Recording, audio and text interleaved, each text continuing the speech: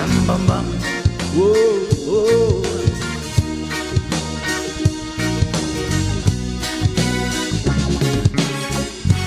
Tara na, sumama ka.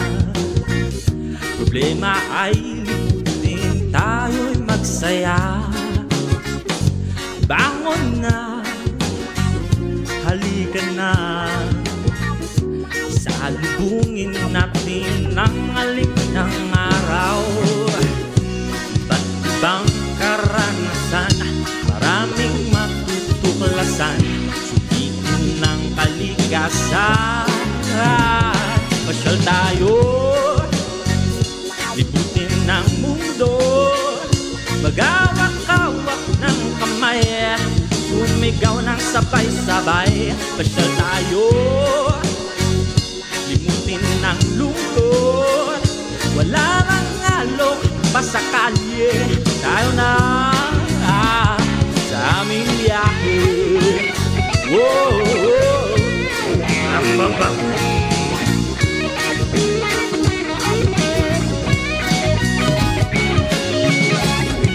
Ba't ibang karanasan, maraming matutuklasan. Bitin ng kaligasan. Pasyal tayo, liputin ng mundo. Magawak-hawak ng kamay, sumigaw ng sabay-sabay. Pasyal tayo, limutin ng lungkot. Wala nang alok pa sa kalye. Tayo na sa aming biyahe. Oh, oh, oh. Bang. Tayo na sa aming biyahe.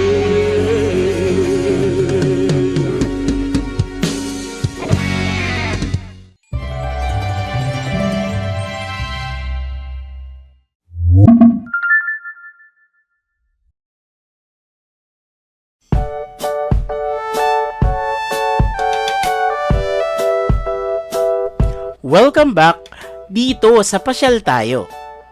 From Medan, we had a short layover once again dito sa Singapore. And this time, I decided to spend time going around the city than staying in the airport. So dumating tayo sa Changi Terminal 4, where most budget carriers use. From there, we took a bus going to Changi Terminal 2 for us to take the MRT going to the city. From Changi Terminal 2, all you need to do is to take the escalator down to the MRT station, which is located inside the airport terminal.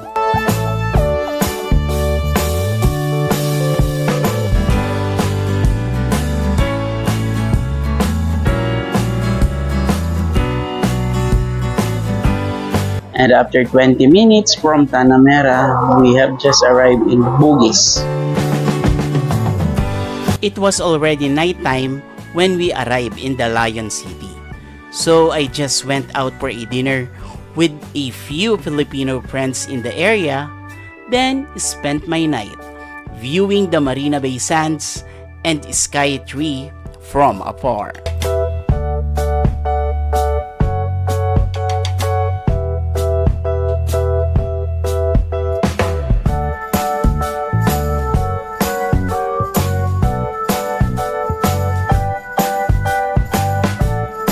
The next day, I decided to go to Johor Bahru, or JB as the locals called it. Johor Bahru is the capital of Malaysian state of Johor and Malaysia's second largest district by population and economy. It is found on the southern end of Malay Peninsula, bordering the country of Singapore. During 1886 to 1895, during the reign of Sultan Abu Bakar, Johor Bahru transformed from just a fishing village to a modern-day metropolis.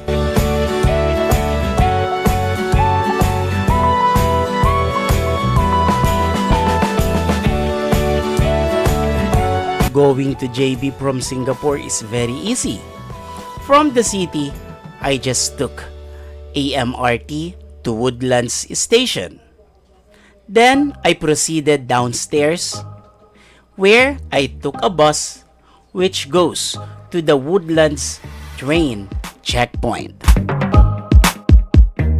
The bus from Woodlands bus interchange to Woodlands train checkpoint took me about 10 to 15 minutes.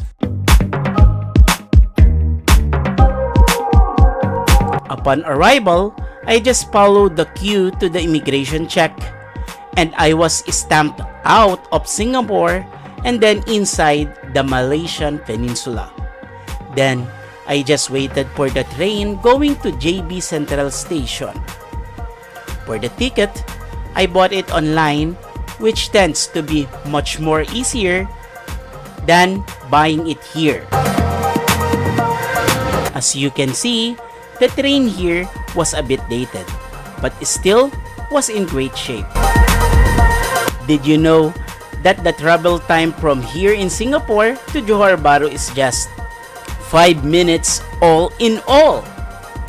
Yes, you heard that right, because the distance between these two countries is just around 2.7 kilometers.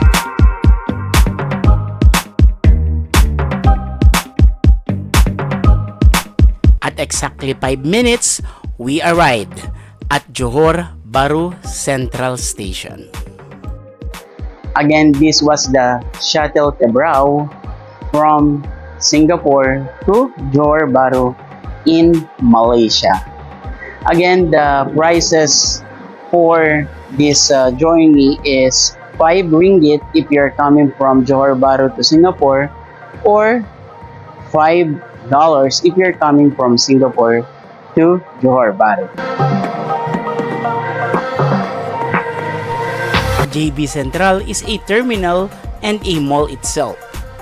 Here, transportation to and from around Malaysia can be found in the terminals in the ground level. I went to the bus terminal and I took a bus going to Kulay in Senai area of Johor, as we will have an early flight the next day. As from there, the airport is just 10 minutes away. The bus travel took us about an hour, but the view outside is so relaxing as we are located in the countryside.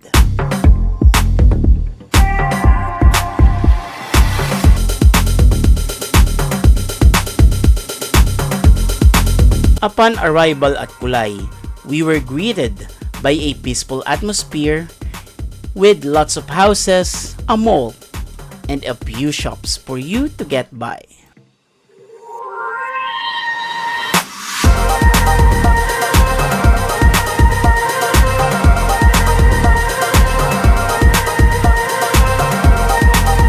I spent my whole stay just walking around the area, checking out the malls, grocery stores, and bought some souvenirs to bring back home.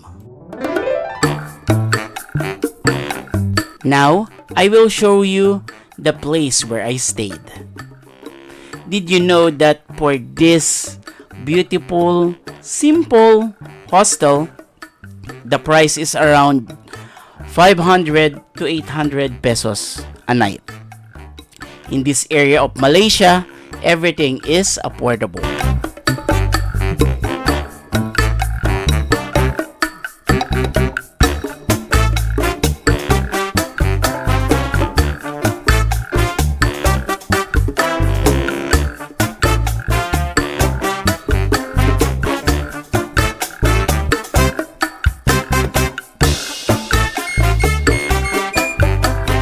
After the sun sets, I went out once again, this time to grab a dinner from a restaurant nearby.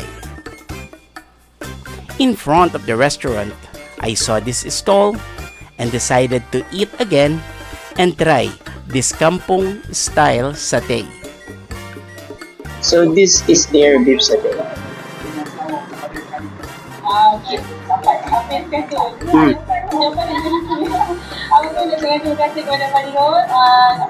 The meat is a bit tough, but the taste is sweet.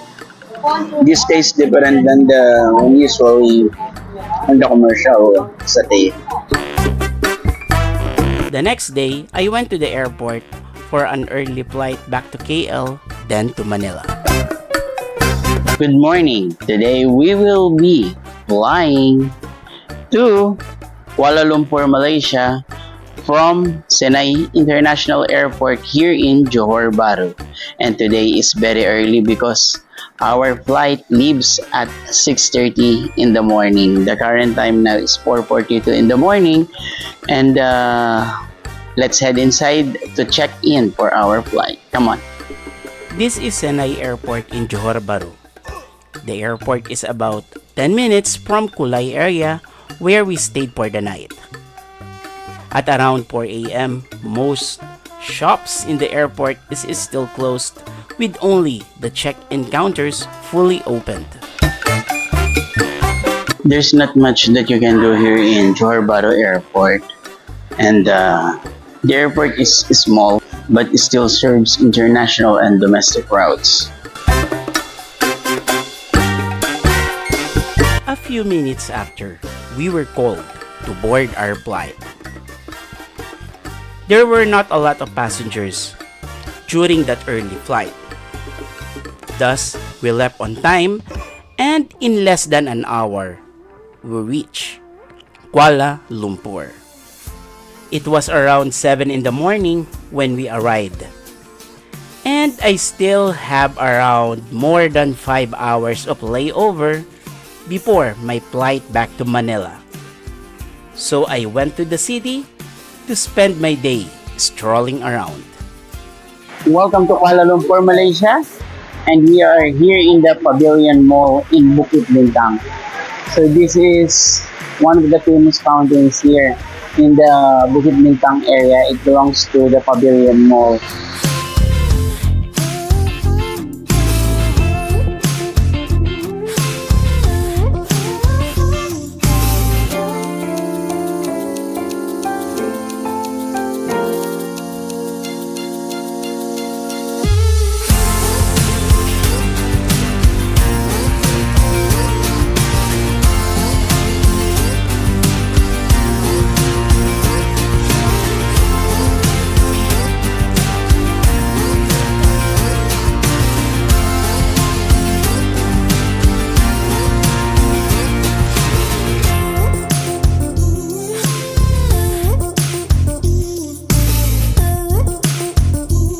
And guys, that was our short stopover in Singapore and Malaysia. I hope that you enjoyed our travel and we are hoping you too can visit these destinations. O ano, tara! Pasyal tayo!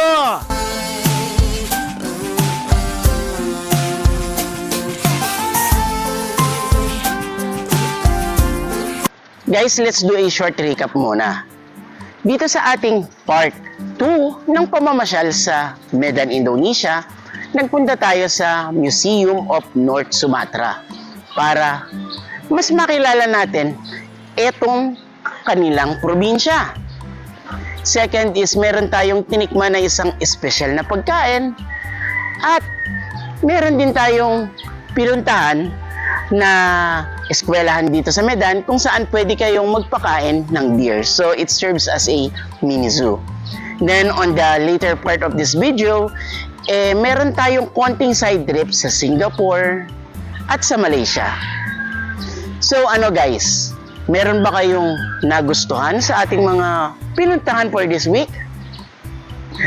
Kung meron kayong mga komento at suggestion or gusto nyong puntahan din namin yung lugar ninyo, ay maaari lamang kayo mag-message sa mga contact numbers na nasa ibaba ng inyong screen. Again, this is your host, Raymart Gutierrez, and join me again next week. Dito lang yan sa DATV Channel 31 sa inyong digital, and free-to-air TV. At ito po ang Pasyal Tayo. Sa umaga pa lang, bit-bit ang saya. Camera ready, tara na, biyahin na. Bundok, dagat, kalsada at bayan. Bawat lugar may kwento at kasaysayan. Tikim dito, tikim doon. Pagkain pa lang, panalo na agad yun. Street food man o lutong lokal, sabay sa kwento ng kulturang tunay. Hindi lang tanawin ang makikita, kwento ng puso ng bawat lugar. Pasyal tayo.